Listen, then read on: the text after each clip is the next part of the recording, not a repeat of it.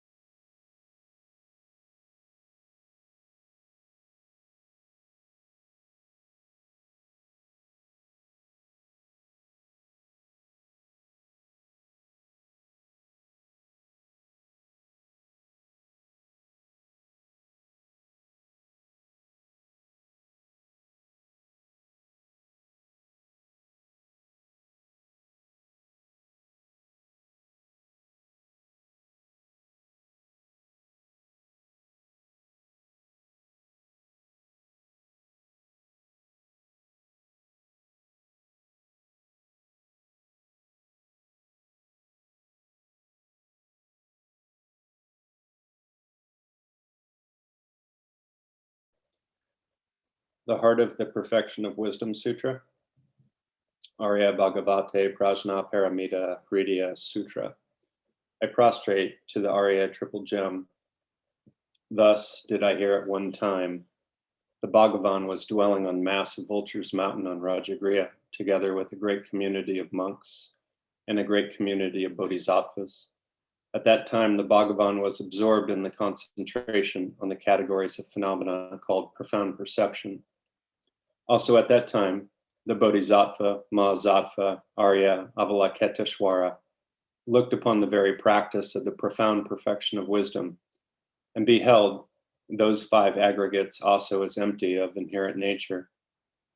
Then, through the power of Buddha, the Venerable Shariputra said this to the Bodhisattva, Mahasattva, Arya, Avalokiteshvara.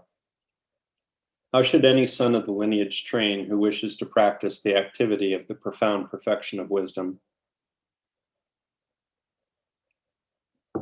He said that, and the Bodhisattva, Mahasattva, Arya Avalokiteshvara said this to the Venerable Shariputra.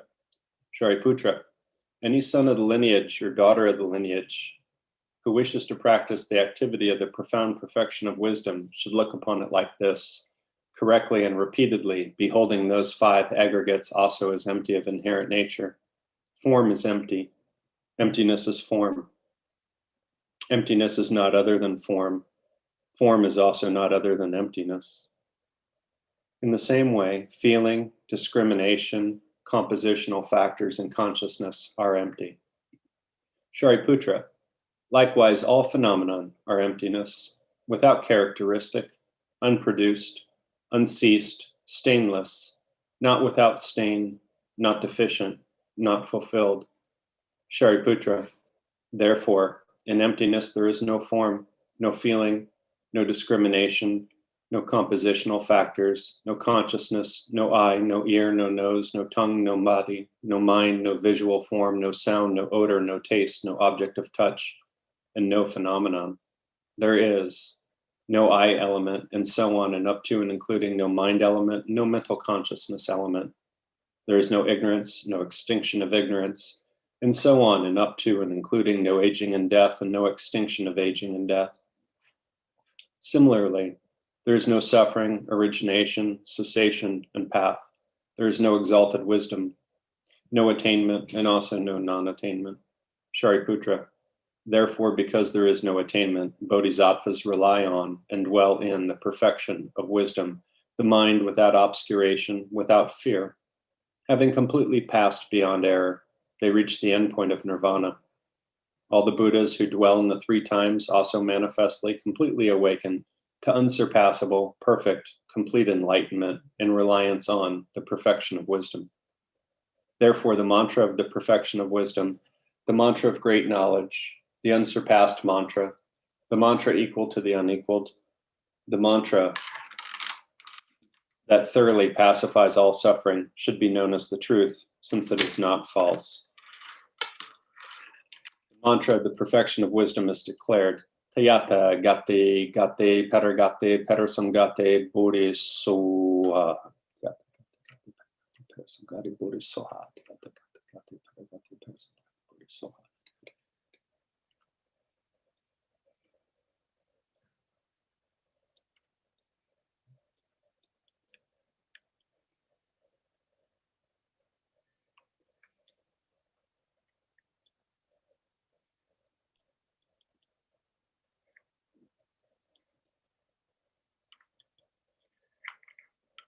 Tiyata gate gate paragate parasamgate bodhisoha. Shariputra, the Bodhisattva Mahasattva should train in the profound perfection of wisdom like that. Then the Bhagavan arose from that concentration, commended the Bodhisattva Mahasattva Arya Avalokiteshvara, saying, well said, son of the lineage, it is like that, it is like that. One should practice the profound perfection of wisdom, just as you have indicated. Even the Tathagatas rejoice. The Bhagavan having thus spoken, the Venerable Sharad Vadiputra, the Mahasattva Arya Avalokiteshvara, those surrounding in their entirety, along with the world of gods, humans, asuras, and Gandharvas, were overjoyed and highly praised that spoken by the Bhagavan.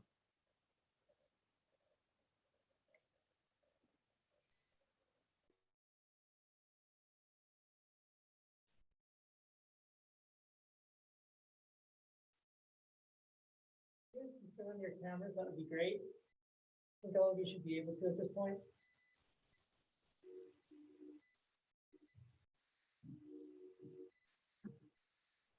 Hey, Connor, we can't hear you. You're saying something, but we can't hear you. Is it possible that your microphone's not turned on?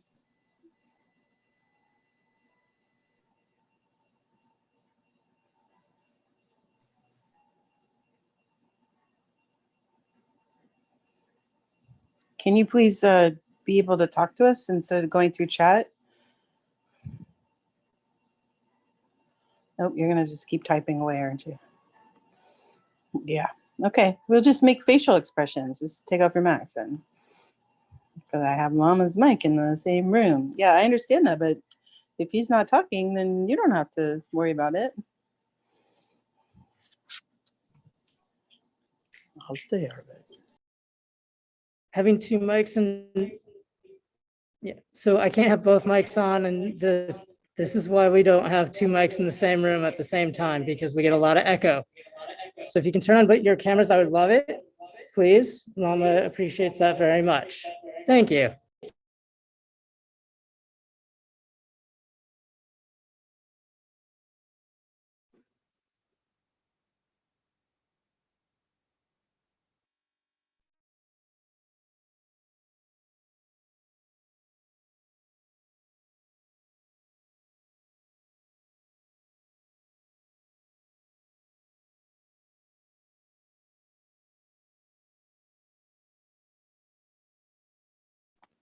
I just finally managed to troubleshoot my camera. So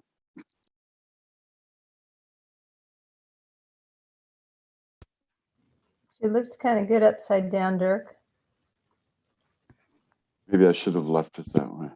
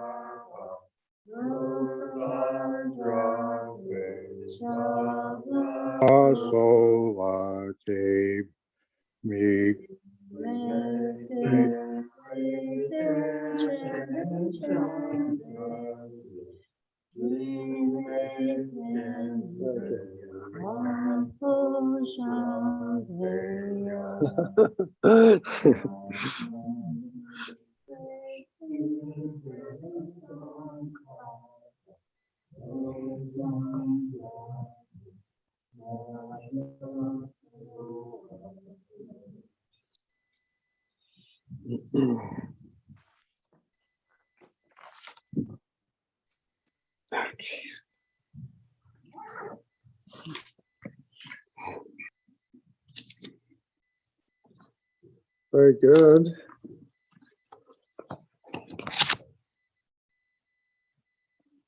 Yeah.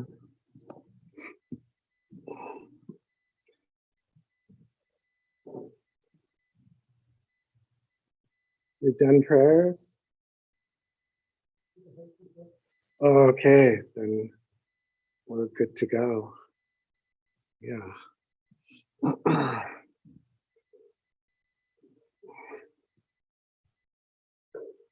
So let's see how the sound is.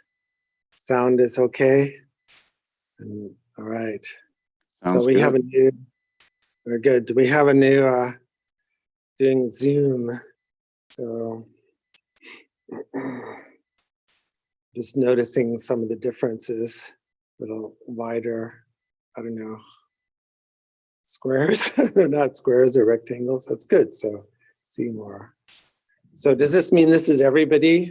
Or are there people off that the screen here that I don't see? Okay, that's good. Okay. So this is good. Yeah. So we got Cleveland. Hi. Oh, yeah. I don't know. So is that Elizabeth in Cleveland? Can't tell. Is that? Can they hear me? Maybe people can't hear me. I can hear you. Oh, okay, good. All right. We, at this point, should be very clear about Buddha nature. Whether we see Buddha nature as ultimate or relative truth, we should be very clear about what the Buddha qualities are. And I think when we say sometimes conventional truth, it sounds, you know, not as, for me, I like to say relative truth, because then I'm reminded of relativity and interdependence. Sometimes conventional is used particularly translating Prasangikya Madhyamika to say everything is imputed. But even when we say everything is imputed, you know, if you put your hand on a hot stove, you'll get burned, right? So when we say imputed, I guess I'm just jumping into tenets here, but you are all educated, right? So when we say imputed, when we say imputed, we don't mean that we're just saying, well, since hot is imputed or burn is imputed, if I just say it's cool, then I won't burn my hand. No, you're going to burn your hand. Wouldn't it be nicer to say, oh, I'm just going to call it something else, and then I won't have a problem? You know, that's not what we mean, right? So it means it's deeply embedded, right? Like that. So I don't know, like I'm not the translator, but I know how people use language, and sometimes imputed sounds like, well, we're just changing names. So we're just calling something agua instead of water, right?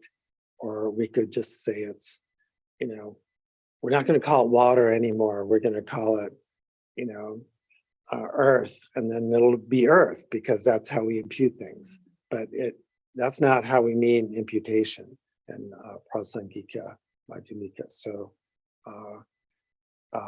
all these relative powers and energies and science and medicine are not going to be changed just because we're calling something different. So so I just want to make that clear. I don't think any of you have really tested that, probably, although that would be something I probably did test when I was a kid. So I know that I was told not to like put my finger in like electrical sockets, particularly like don't put the knife while you're holding a metal knife. Do not put it in the electrical socket. So everyone knows that's exactly what I did, like that kind of stuff. But we don't, at this point, we don't have to test the efficacy of the power of the relative world. The text we're looking at, I'll just hold it up for your blessing, right? This is on the cover is Acharya Bhava Viveka, who was the Indian Acharya who was a Madhyamikan, but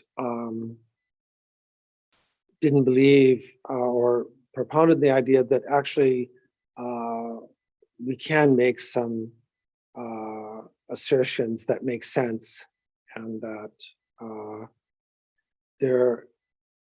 there's something existing from the side of phenomena that does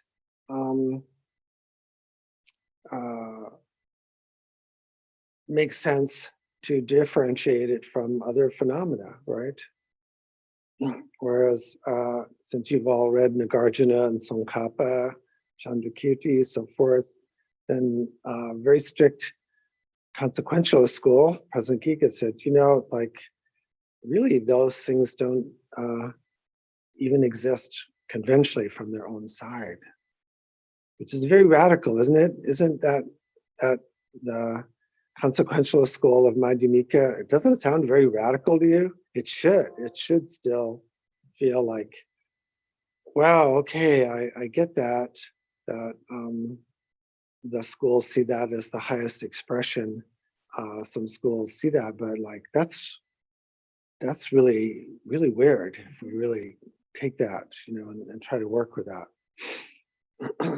So we're going to talk about the book and the tenets from the standpoint of Svatantrika. In other words, a little different viewpoint like that. So I don't know how many people have actually have the book of Study of Svatantrika put together by Donald Lopez or not. Right? Oh, okay. Yay. um, he's an interesting person, and done things on the Heart Sutra, and wrote an interesting book called, I believe, Prisoners of Shangri-La, kind of a polemical book about how different translators have distorted or not distorted or presented a false idea of Tibet or Tibetan scholarship. But I also kind of like him because he taught at Middlebury College, where I went to school. But he wasn't there when I was there. In fact, the Dalai Lama has gone to Middlebury at least twice, but that was after I left too. But even then, they were very interested in Asian studies. So that's when I did my thesis on Nagarjuna and the Karikas. So I think it's a pretty easy read. It should be able to be read at this point. But and all these, I also don't want to just present it from academic scholarly point of view, but what does this have to do with practice? And what does this have to do with our actual meditation in life like that?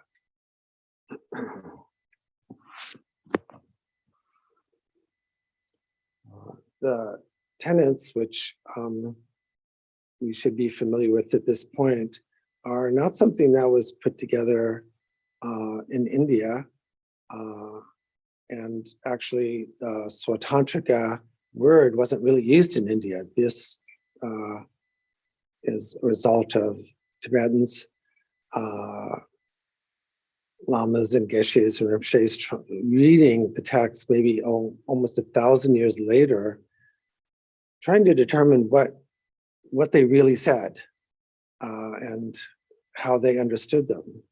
So with everything, it is seen through a certain lens, and the lens that we're going to look at Svatantrika mainly is through two scholars, practitioners who we've already run into. So it is through looking at Svatantrika through a Gelugpa program like that. There are Tantrika presentations of tenets from other schools, and I've mentioned like Nipan Rinpoche, and that he was interested in debating with Gelug school. So we'll get into that at some point. But to understand that the Tibetans, just like us, have had a lot of texts and lamas and traditions come to them, and they've been trying to sort them out.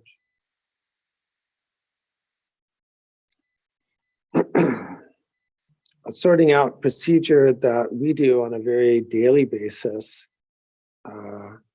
which is mostly psychological, but has also the capacity to be dharmic, is this. A lot of times when we're having struggles with people, which if we're paying attention, probably should be every day, we're having to make some differentiation between our stuff, our issues, and someone else's issues. So we're thinking, are we projecting that on them, or is that the way they really are? Okay. Or is it a mix, right? So if we're at all insightful or self-investigatory, we're going to wonder. Where you could say just kind of regular normals, just figure, well, that's the way people are, or the way I see people is just the way they are. I just call it like I see it, and that person's an idiot, or they're greedy, or they're manipulative, or they're codependent, or they're silly. And I see those qualities as clear as I see the tree or the hand in front of my face, that those people, have those qualities inherently, right? But we do some Dharma practice, and we begin to question that a little bit, right? We might go another extreme, which is to think all the horrible qualities exist inherently in us, right? So that we would be a little bit like somewhat like Course in Miracles, right? So is any New Agers here? So do you remember Course in Miracles? I think Elizabeth's going, yeah, I remember that. Okay, so I never really totally did the Course in Miracles, but just hung out with Course in Miracle people. So the general thing in Course in Miracles was, if you see something in somebody else, usually something you don't like, that means that's the issue you have to work with, right? Is that about right? So sometimes that means like you're owning too much from one extreme and say, well, all the issues that are me, the other people, they're wonderful and perfect, and I'm just, projecting my stuff on them. So we probably know that's not entirely true either. But the difficult part is when we get some sophistication, we do some Dharma, we do some psychotherapy, and we realize, there's probably a little bit of stuff going on with both of us, but we don't really know, it's a tangle, right? It's a tangle. I think if we're honest, we'd say that, we have, these arguments or opinions that are going back and forth. And if we're honest, we're not really sure like where that person is projecting or where we're projecting and what's what. So that's where actually, if we're reading this material and meditating on this material and debating this material and listening to this material, it actually can help us sort out not just ultimate truths, but relative truths as well. I was fond and still am of a book that came out maybe 30 years ago, which some of you may be familiar with, called Plato, Not Prozac. Is anybody familiar with that book? Maybe, yeah. Okay, so I was a philosophy and religion major, and when I was in college, quite anti-psychological actually. And so I ate up Plato and everybody else. So this book is saying, well, of course, sometimes we need Prozac, but a lot of the problems that people have are, philosophical problems of meaning or problems of language, problems of purpose, and that it's not just going to be problems from childhood or family issues. It's going to be deep-seated philosophical problems which people have wrestled with for millennia, and they're kind of real problems, and they take real logical investigation and intuitive investigation, mental investigation, emotional investigation, like that. So I'd like to suggest that, the Buddhist Studies program we're doing, the Buddha Dharma program, has a bit of that flavor. But as some of you know, I do believe that people can meditate and medicate. So, and that good psychotherapy can aid our Dharma practice a lot. But like everything, maybe bad psychotherapy will impede it. But we don't have any bad psychotherapists in the Sangha. We just have good ones, right? So, like that. But I'd like to have people look at the tenets and the meditation really from these interpersonal and kind of kitchen table issues that come up every day. So how do we find the middle way, and how do we adjust ourselves, knowing that actually the whole environment is a series and a matrix of causes and conditions, but where do we find the center? Where do we find the middle way? So that's why these teachers are and acharyas in the past have taught, not so we can be just right, because in recovery or in therapy, we can say you can either be happy or you can be right. And sometimes therapists say you can either be married or you can be right.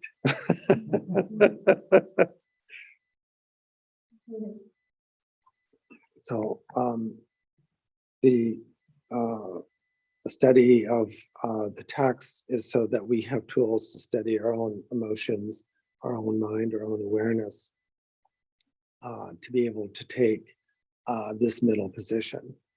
So in Dharma, even though people might have vastly different formulations, they might be Yogacharans, they might be Hinayana Sutrantikas, they might be Madhyamikans or Dzogchenpas or Chakpa Chenpas, Mahamudra people. We're all going to say, everyone says, you know, we're after the middle way, right?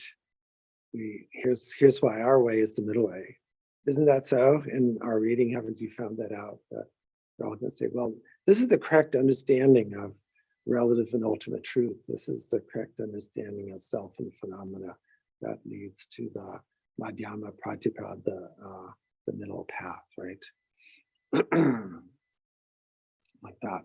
So particularly with this study and book and the questions and discussions, we should have enough sophistication now that we can actually take some of these tenets or precepts or guidance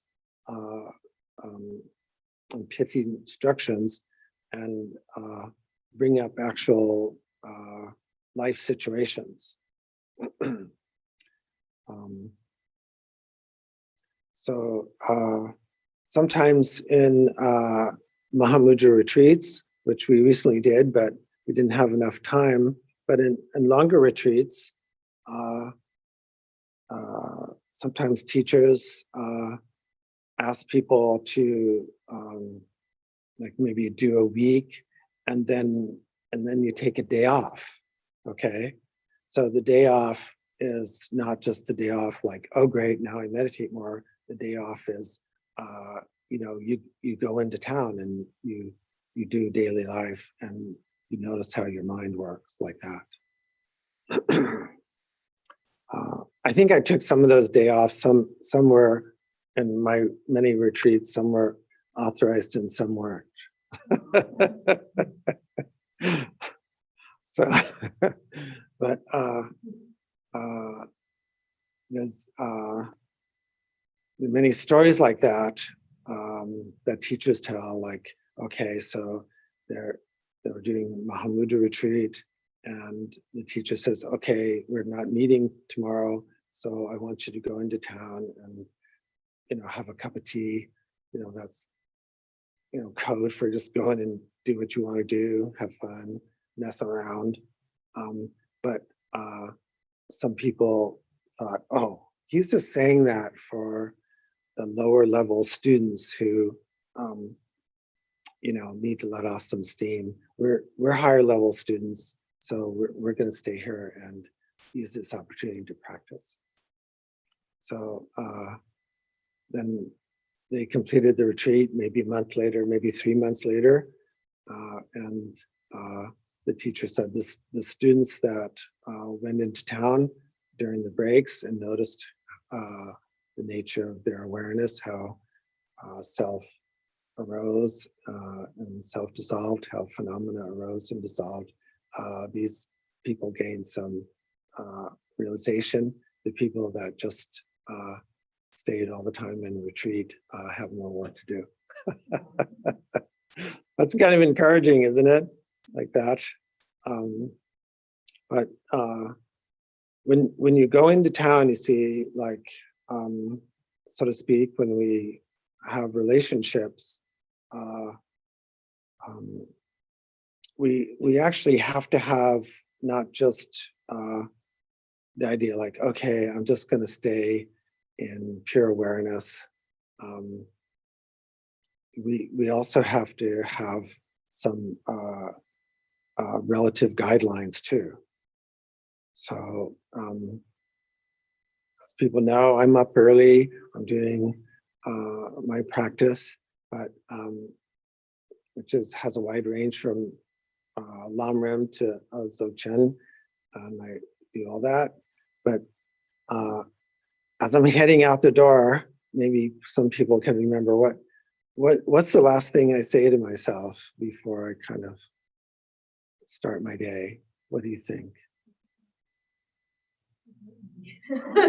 Just help me. This is your time to speak up. So guess. Maybe I'm sure I've told some people. Yeah, that's true. So Matthew Cruz said, well, I don't say try not to get angry. I said, okay, don't get angry. Don't get angry today. Okay. That's very conventional, a very relative truth, right? But it, you'd think like after doing, 2.5, 3 hours of Dharma, I would be kind of like just in this like, oh, nothing's gonna piss me off today. But I have to speak to, relative truth. Like, okay, just there are probably 5 or 6 or 7 things that are gonna, make me angry. But I can feel the anger, but I don't want to like act it out, right? Like that. But when on the days when I don't warn myself, then I know I'm more at risk, like that. So the tenets are like that. They're the I like to think of them as the philosophic underpinnings of the sutra approach, right?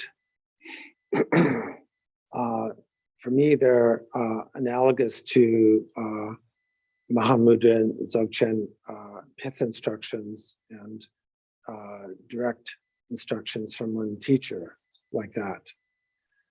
Because carrying direct instructions around is not in contradiction to resting in pure awareness, right?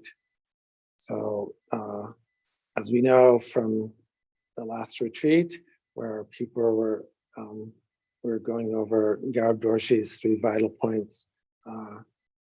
So thoughts are not the problem. They're self-liberated, right? So in Mahamudra and Dzogchen, we're not blaming the foot soldiers of the mind. We're not blaming the pawns of the mind. We're not blaming the thoughts. We're looking directly at Rigpa. We're looking directly at the nature mind itself. Isn't that so? So why blame the foot soldiers of the mind? Why blame discursive thinking and that kind of thing? That's just pointing the finger, so like that. So in Asia, they would say, particularly like when I was studying Korean Zen, Sung-san, I would give some answer to a koan. He would say, the dog runs after the bone. So if you throw, this is the idea, I don't know what's true because I haven't tried it, but I know if you throw something, a dog will go after what you throw, isn't that so? But a lion will come after the person that's thrown it. So that's, I don't know, I haven't tried that, but that's the idea. So in Ati Yoga and Mahamudra, we're not chasing after thoughts, we're not condemning them. They're self-liberated, they're recognized as manifestations of mind. So we go after, ultimate mind right away. But we still need the Lama's precepts, it's called. We still need the pith instructions. There's no teacher that I've ever met, and I like interviewing teachers, who have said, no, I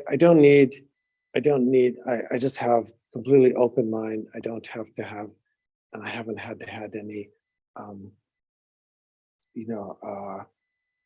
pith instructions in my mind, any, fundamental precepts like, Dzogchen precepts or Mahamudra, or even just regular precepts. So when I say get up in the morning and say don't get angry, this is teaching I received from one of my lamas, and I wonder if anybody can guess who it was. I don't know, maybe I've talked about it. So, pardon me? Not Choden Rinpoche, but that's a good guess. Chadgud Rinpoche. So he's so the wonderful thing that I'm hoping to pass on to everyone that's close in the Sangha here is to have these kind of conversations. So when Chadgud Rinpoche used to come into town, sometimes he would come with his Sangyam, with Jane, Khandro, Chadgud Khandro, and I always ask these kind of therapist questions like, how are you guys getting along?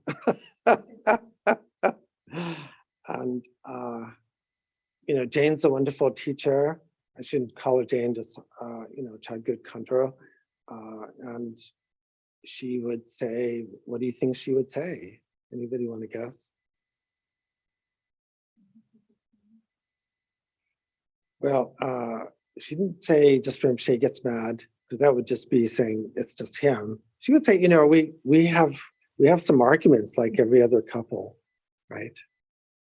So Chadgud Rinpoche was an enormously open, fantastic Dzogchen master, had absolutely nothing to hide, it's just great, totally transparent. So he would say, I have to get up sometimes and remind myself not to get angry.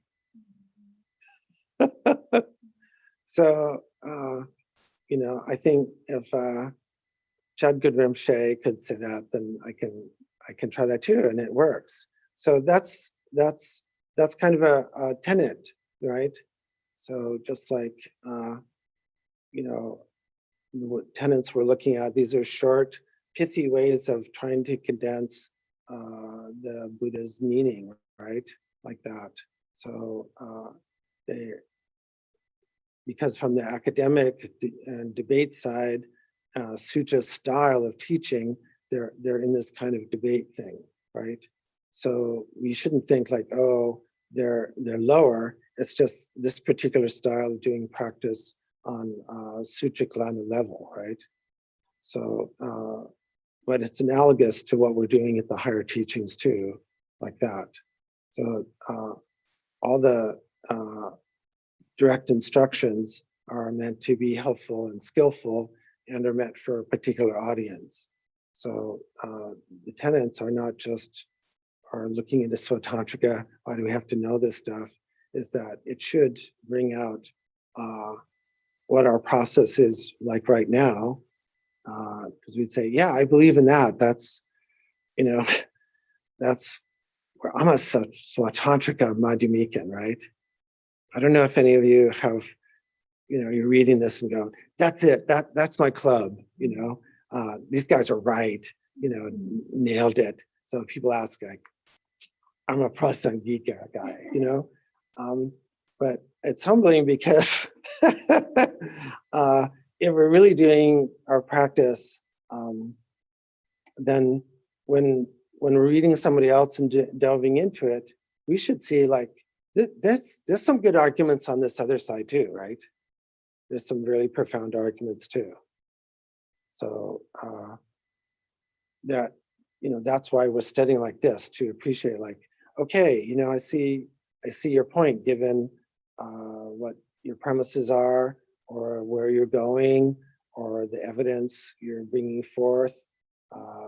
It's kind of like, maybe prosecutor, defender kind of dialogue.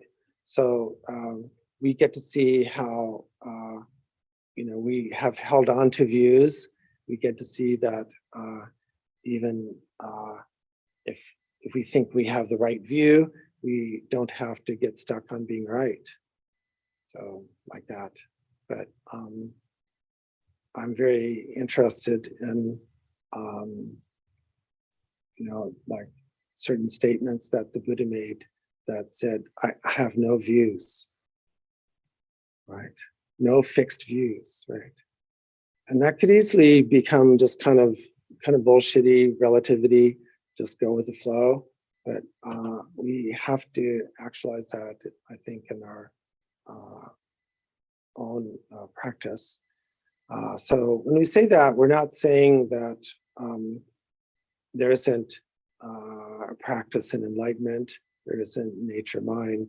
Where the views usually mean this, like we're taking one side or the other, right? I'm on this side and they're on that side. So yeah, it's very difficult to actually be present in someone's family situation or home situation or work situation when people come and say, this person did this and this person did that. Then you go, oh, wow, that person did this and that person did that. And then 2 hours later, the next people come in and said, this person did this and that person did that.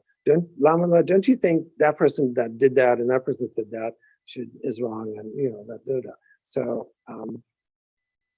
of course, if I'm doing it correctly, I think I might be annoying equally to both parties. But it's very hard to stay in the middle and not take sides, don't you think? Very difficult. So when we're doing academic study, we learn that the intellect is very powerful and at the same time very misleading. And if we have a take sides kind of approach, which is samsara actually, it's really easy to use intellect and turn all kinds of things to our advantage. So by studying, we're not just here to learn right answers or be good debaters, but to learn like, oh, here's where we get trapped. And here's what it feels like to actually be in the middle of the mandala without taking sides. But as you know, like in your own lives, when we don't take sides, and we say, well, we really care for you both, that still takes a lot of guts, doesn't it? So some people here have been through the situation where you have siblings that are arguing, right? So I have, so, calling up and I say, I just don't want to take sides with you guys, I want you to work it out. And then they get mad at me, right? Or when couples come and, listen to one, listen to the other. But studying the tenets and dharmas to see how we can skillfully use that energy of taking sides without getting caught in it. So, the great teachers, like, of course, the Buddha, Padmasambhava, Yeshe Tsogyal, and Lama Tsongkhapa, and in our recent memory, Mipam Rinpoche, and Dudjom Rinpoche, and Dalai Lama, and Karmapa. What's so interesting about them when we get a chance to meet, if you actually get a chance to dialogue, is this sense that they're not taking sides. Even when you're just kind of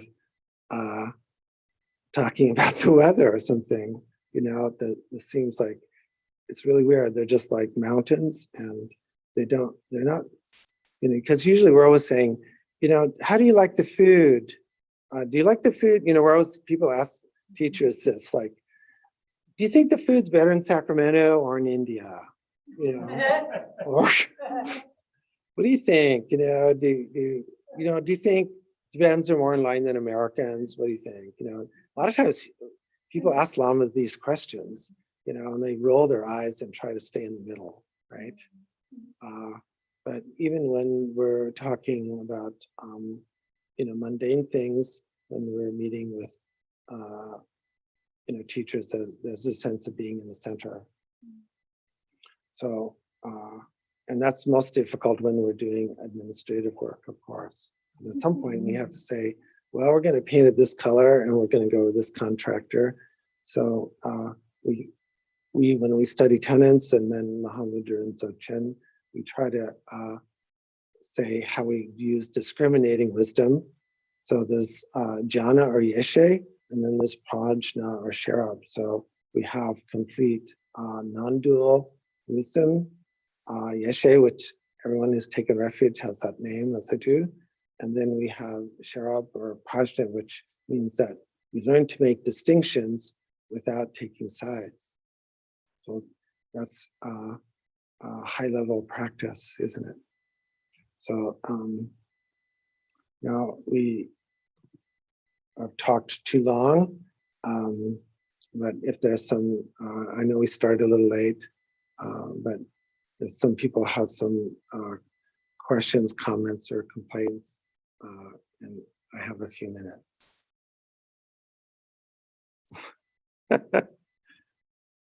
So I don't know, like, is that Dima, or are you just kind of, are you saying hello? Just saying hello, or do you have a question? No questions this time. Okay. I have something. Yeah, please. Yeah. Well, you're turning up a lot of things while you're speaking, and one of them is just something that happened when I was reading Mipam, and you're evoking that of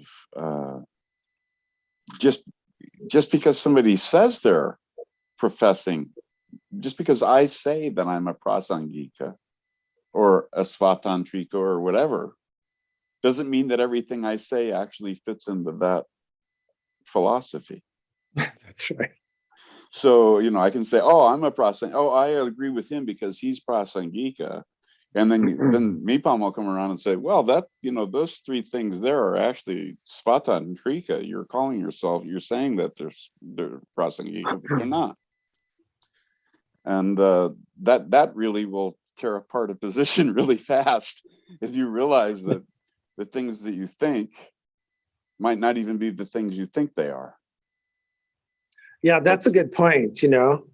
So the Vietnamese Zen master Thich Nhat Hanh, coming from the Chinese Zen tradition, very much in the Flower Ornament Sutra and Huayan philosophy. So they like to talk about interpenetration, and he likes to talk about how everything is made up of elements that are not it. So he used the example of paper, right? So when he sees a piece of paper, he sees a tree, and he sees water, and he sees processing.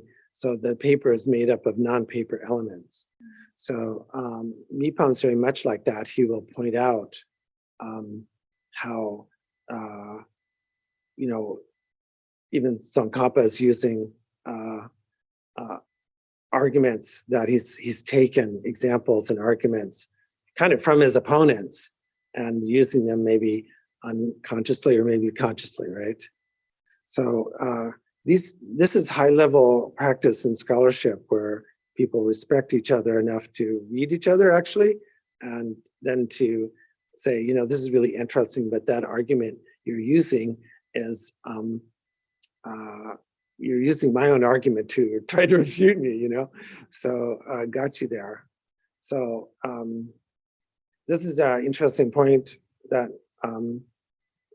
I like to work with is in my own practice, not just study, but to talk academics tonight. So J.M. Lama Tsongkhapa is really interested in trying to get a really totally consistent kind of view going, right? So, you know, very kind of making an airtight case, right? You know, so like that. So that's a particular style where, you know, trying to really say, in a sense, say as little as possible, because Prasangikas don't, they just like to say, okay, not affirming, you know, you could just say the whole thing is like, not affirming negative, okay, done. So you're not going to catch me saying anything else. That's it, guys. You know, not, you know, and you know, nothing exists inherently from its own side. Not affirming negative, done. But of course, in a real debate, you end up drawing people out, and you have to end up saying more than that, don't you? Right? There's an equal problem in being sometimes too syncretic. So you kind of have a stew. So you know, you kind of get mixed up with what your own argument is. So from kind of, I could say maybe objective scholarly point of view, I enjoy reading Lama Sakaba to see if he's able to pull that off. You know, he takes these diverse texts, and then, you know, in the last 20, 30 years, even the last 10 years, some wonderful translations of, you know, Lama Mipam, who's a incredible scholar and practitioner, kind of really an auto-dictate. And, you know, can he pull it off? Can he, you know, take these variety of teachings and show, you know, how they all work together? And it's the same way with the present Dalai Lama, who's very syncretic, and we may, you know, is he able to make a convincing way of showing how some different lineages and language systems can work together? Or, you know, is it too much of a souffle, right? So we have to, you know, revere these wonderful teachers, but at the same time, the tradition is only kept alive through, you know, examining on a really with good tools, like, are they able to accomplish the goals they set out to do, right? So you don't get lost in the weeds of this little argument, but you know, it's a little bit, I don't know anything about law except having had to go to court, but so are we able to, you know, if we're a prosecutor, are we winning the case, or defense, are we getting our client off? Is it being successful? Is the Buddha being successful in, you know, making his pitch? Is it believable? Are you believing it? Will you put it into action, right? So we can be both religious and secular and devotional and academic all at the same time. That's the true glory of the tradition. And, you know, these incredible teachers, like, of course, had the ability to meet Dujin Rinpoche, you know, who had that breadth of scholarship and a playfulness about at the same time. So I need to go home a little early today. So I hope this time has been useful for you. I really like tenants, so it's kind of funny, but one of the things that I want to say, I'm really delighted that Elizabeth Zima is interested in Abhidharma as much as I am. I know Dirk is too, but Abhidharma and tenets is the true geekdom of scholastic dharma. It's not all of it, because there is the, when we get to it, which we will, the meditation manuals are the true yogic geekdoms. And I'm looking forward to be able to get to that place with everybody. So maybe we should do closing prayers like that. May I make an announcement first, Lama? Oh yeah, thank you. The moon. Yeah, we have lunar practice tonight, and I know that I sent an invitation out on Meet, and then we've got on the calendar Zoom. So I'm going to run both of them and try to figure out which one we should actually use. in the process because Yeah, I good idea. don't know. So either one though, and I'll make sure you connect with me. Yeah, so thank you for continuing the practice and staying up late. One of the reasons Sabine and I bought our house is that the windows are aligned so you can see the moon come up. So the moon comes up, you know, it's kind of cathedral ceilings with lots of windows, which, you know, use up heat, but then the moonlight will come right into the house. And it's cool. All right. Oh, Mahang. So who's Umze?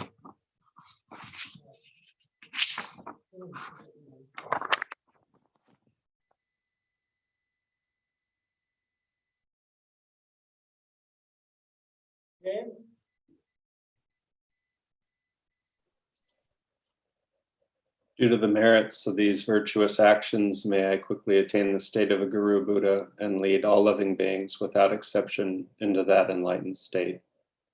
May the supreme jewel bodhicitta that has not arisen arise and grow, and may that which has arisen not diminish but increase more and more.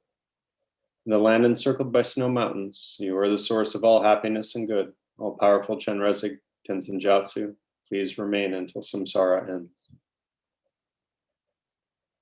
May the teachings of the Buddha flourish. May the upholders of the teachings remain forever. May all migrators achieve happiness, and may they fulfill all their temporary and ultimate goals.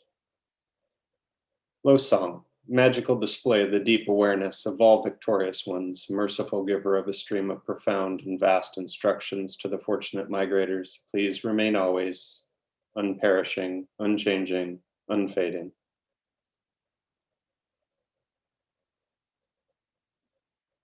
Avalokiteshvara, great treasure of objectless compassion. Manjushri, master of flawless wisdom. Vajrapani, destroyer of the entire host of Maras. Tsongkhapa, crown jewel of the snowy land sages. Losang Drakpa, and make request at your holy feet.